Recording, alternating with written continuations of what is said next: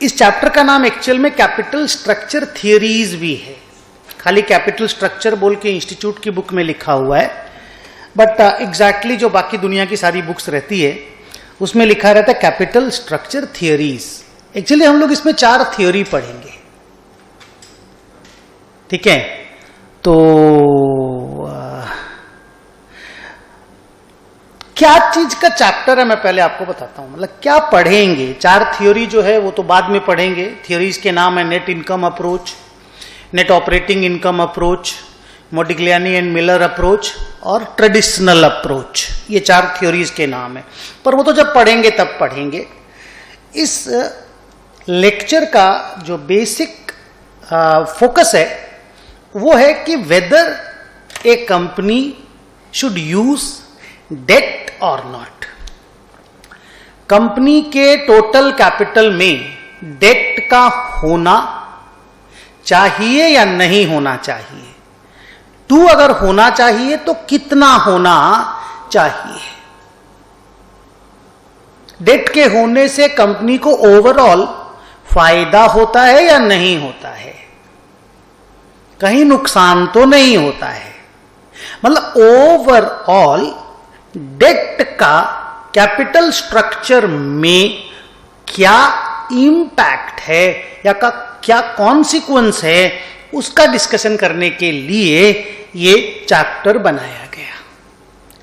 इसकी शुरुआत हम ये करेंगे कि एग्जैक्टली कैपिटल स्ट्रक्चर क्या होता है। The answer is capital structure is the combination of various types of capital in your total capital। हमारी टोटल कैपिटल में जो वेरियस टाइप ऑफ कैपिटल का जो कॉम्बिनेशन होता है ना, वो हमारा कैपिटल स्ट्रक्चर होता है। अब अगर ट्रेडिशनली बोले तो 3 तरह की कैपिटल होती है एक बैलेंस शीट में, इक्विटी कैपिटल, प्रेफरेंस कैपिटल और डेट कैपिटल, डेट लोन। लोग 3 तरह की कैपिटल से काम करते हैं। आप अगर बाहर से पैसा लेके आते हैं, एक्सटर्नल फंडिंग करते हैं, तो वो भी डेट के फॉर्म में होती है ज्यादातर, तो वो डेट कैपिटल हो गया।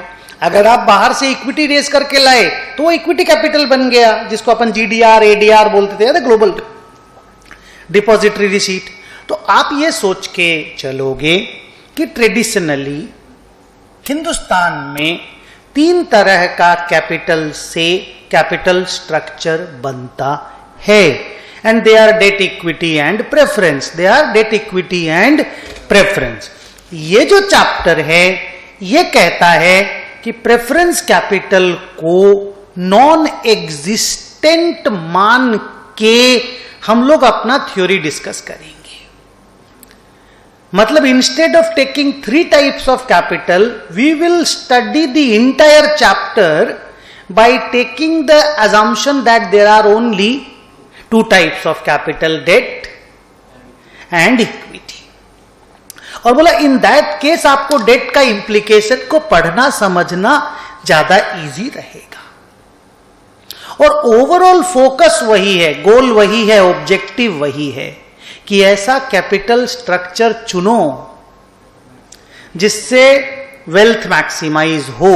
And what is wealth? Wealth is the market price per share of the company, because all the company should work to maximize the wealth of the shareholder। Market price को बढ़ाना is the objective. नहीं समझे? इस पढ़ाई के साथ हम लोग कैपिटल माने इस आइडिया के साथ हम लोग कैपिटल स्ट्रक्चर थियरी पढ़ने जा रहे हैं, ठीक है। अब देखो, जब भी कोई कंपनी डेट इक्विटी वगैरह वगैरह डिसाइड करता है ना, तो उसके दिमाग में 3 चीजें होती हैं, रिस्क, कॉस्ट और डाइल्यूशन ऑफ द ओनरशिप। क्या बोला मैं? रिस्क, कॉस्ट और dilution of the ownership. Risk क्या चीज का? अगर आप डिवेंचर इशू करते हो तो इंटरेस्ट देने का रिस्क, प्रिंसिपल को रीपेमेंट करने का रिस्क, हो या नहीं हो तुम्हारे पास पैसा उनको तो लौटाना ही पड़ेगा। नहीं तो मैं आपको सच बताता हूं, बिग बाजार कोई खराब बिजनेस मॉडल नहीं था। सिंटेक्स इंडस्ट्री तो एक टाइम पे लीडर था, सिंटेक्स प्लास्टिक को जो पानी का टंकी वाला, खराब बिजनेस मॉडल नहीं थे।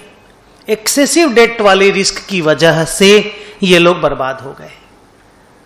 खराब बिजनेस मॉडल थोड़ी था, अच्छा पानी का टंकी बना करके बेच रहे हो, कहां से बिजनेस खराब होगा? सिंटेक्स का बात बोल रहे हैं।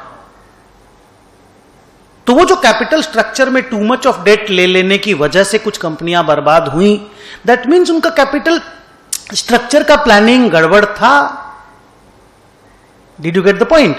तो कहानी यही है कि रिस्क तो है, डेट में रिस्क तो है, इंटरेस्ट देने का रिस्क है, प्रिंसिपल रीपेमेंट करने का रिस्क है, नहीं दे पाओगे तो आप इंसॉल्वेंट डिक्लेयर हो जाओगे, इंसॉल्वेंट डिक्लेयर हो गए तो बैंक आपका कंपनी को बंद करवा देगा, उसके बाद आपका असेट औने पौने दाम में बिकेगा। औने पौने दाम में मीन्स बहुत कम दाम में बिकेगा। जैसे मुकेश अंबानी अभी सिंटेक्स को लिया तो बहुत ही कमजोर दाम में लिया, इक्विटी का तो सारा पैसा गया ही गया, मालिक लोग का तो सारा पैसा, डेट का भी 30-40% कट होके पैसा। तुम सोचो, डेट ने 12,000 करोड़ लगाया, इक्विटी ने 5,000 करोड़ लगाया, 17,000 करोड़ में धंधा बनाया, अच्छा धंधा चल रहा था, कंपनी लोन का इंटरेस्ट दे नहीं पाई, प्रिंसिपल दे नहीं पाई, इंसॉल्वेंट हो गई, धंधा तो चल ही रहा था, थोड़ा धंधा खराब चला कोई पीरियड में तो 2 दिन भी खराब चला तो खत्म हो गया आपका कहानी।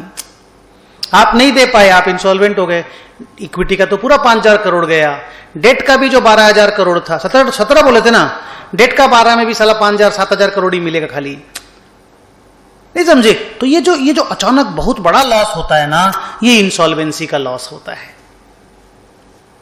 इसको संभाल के ही बिजनेस किया जाता है। ओके, तो रिस्क तो है। दूसरा है कॉस्ट। आप अगर डेट यूज करते हो तो सस्ता पड़ता है। आपने देखा होगा अभी भी डेट 7% ही आया, देख इस सम में डेट वाज 7%, लेकिन इक्विटी का कॉस्ट वाज 24%। तो जो रिस्की चीज होता है वो सस्ता मिलता है। हाथ देखो, जो रिस्की चीज होता है, debt is risky for a company, सस्ता मिलता है। Equity is not risky for the company, महंगा मिलता है। बट देन कितना महंगा सरवाइव करेंगे यार, कितना ऊंचा कॉस्ट पे कंपनी चलाएंगे? Because if the cost of capital is very very high, we have to earn even more then that. तो वो भी तो फिजिबल होना चाहिए। एंड लास्ट चीज, अगर हम बहुत ज्यादा पब्लिक में इक्विटी इशू करेंगे तो प्रोमोटर का ओनरशिप डाइल्यूट होता है, तो वो भी एक तो झमेला का चीज है। कितना इक्विटी इशू करे कि प्रोमोटर का ओनरशिप डाइल्यूट नहीं हो। तो ये सारा फैक्टर को एक साथ अचीव कर पाना कि रिस्क भी कम हो, कॉस्ट भी कम लगे, ओनरशिप भी डाइल्यूट नहीं हो, इन सबको एक साथ अचीव कर पाना पॉसिबल नहीं है। Because of that factor, because of that idea, एक combination of debt and equity एक कंपनी के लिए बोला जाता है कि एक कॉम्बिनेशन होना चाहिए, और वो कॉम्बिनेशन ऐसा होना चाहिए कि जिससे ultimately wealth of the shareholder maximise हो।